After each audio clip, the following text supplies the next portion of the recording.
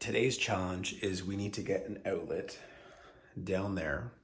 We're on the second floor. We don't want to make any damage, so this is what we're gonna do. Come with me, let's go. So in this room, this outlet backs onto our toilet wall. So what I've done is I've measured this outlet is about 33 inches off the exterior wall. So now let's go back around. 33 inches takes us right about here. So what I've done is using my trusty stud finder, that's the stud. So we measured on the other side of the wall, our outlet is on this side of the stud. So to avoid any damage, we're going to put our outlet low and on that side of the stud as well. So we know that our wires, once we cut that hole, we'll be able to access it. So now what we need to do is we need to measure the height of the other outlet. So let's go back.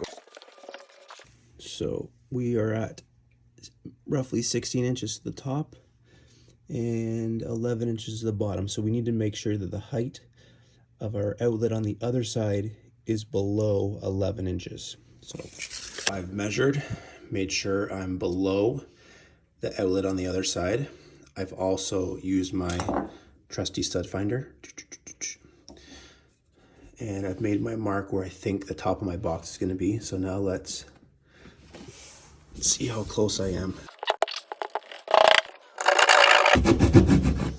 I was off by 1/8 of an inch, 1/4 inch at the most. So not too bad. Trace my box. I don't need to trace on this side because that's where the joist is. So I'm just gonna follow that line down. But I'm gonna cut this out and make sure my box fits in before we get any further. Our hole is cut for our box. I'm not using a retro box because I have a stud there, so I'll be able to use my 90-degree tool to get a screw in there.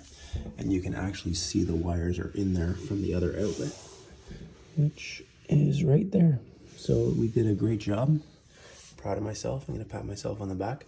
When you cut out your hole, you wanna make sure you stay as close to the size of box as possible.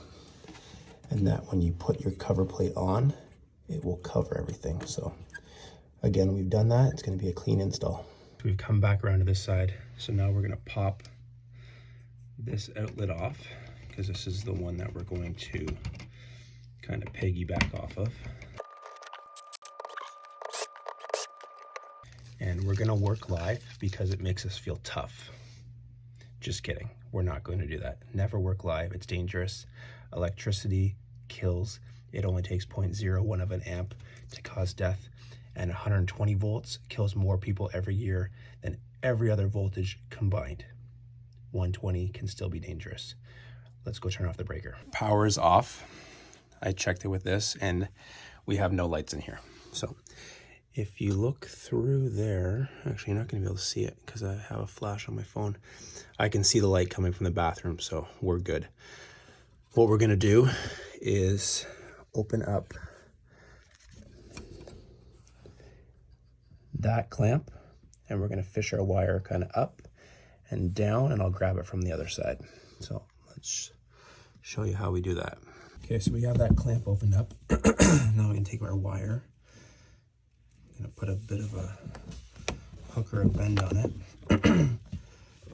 So normally we would go from the bottom and it would be like super easy, but we can't do that in this situation because that's how they've wired this outlet. So they made it a little more tricky for us. Okay, so my wire's in there. I'm gonna go around the other side and try to pull this wire through.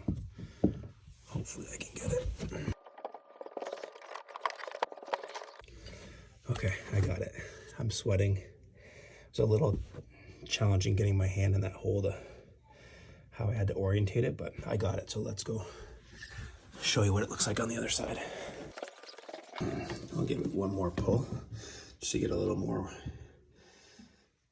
wire to work with in this area.